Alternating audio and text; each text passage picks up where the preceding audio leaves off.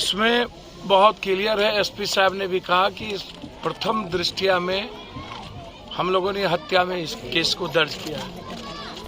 उनकी पत्नी और सरकमस्टेंस से जो परिस्थिति है बहुत क्लियर है, वो हत्या है, गलत वो बयान था कि आप तुरंत आकर के किसी चीजों को बिना जाने आप एक्सीडेंट कैसे कह सकते हैं, और एक्सीडेंट का कोई सरकमस्टेंसेस भी नहीं है, परिस्थितियां भी नहीं है।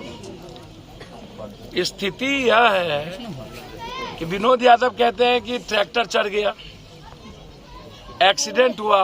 ट्रैक्टर चढ़ जाए या एक्सीडेंट होगा, लोडेड ट्रैक्टर चढ़ने के बाद वो तो पूरा का पूरा बॉडी जहाँ चढ़ेगा वो थवा हो जाएगा या पूरी कोलैप खत्म हो जाएगी, ब्लडेड होंगे, हड्डियां कोई नहीं बचेगी। कोई ऐसी सरकमस्टेंसेस नहीं थी, ब्लड नहीं था, उसके बाद गाड़ी में खरोच नहीं थी, और फिर विनोद यादव के अलावा कोई नहीं देखा कि ये गाड़ी एक्सीडेंट हुई,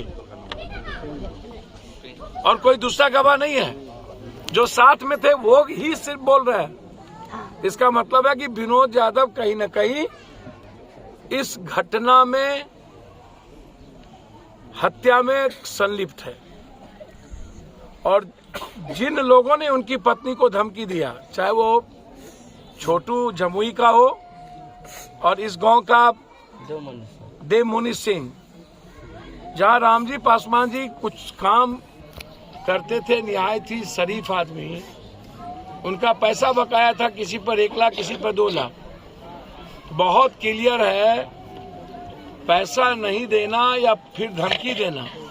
और वार्ड सदस्य के बाद लगातार पत्नी से बातचीत होना, कभी हम पटना चले गए, कभी मसौड़ी चले गए, कभी हम यहाँ आ गए, कभी हम जमुई में मसौड़ी में रह जाएंगे।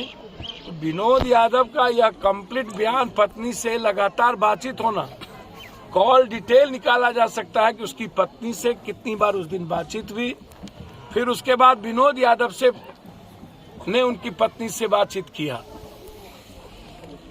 तो इसमें कंप्लीट जांच का विषय है।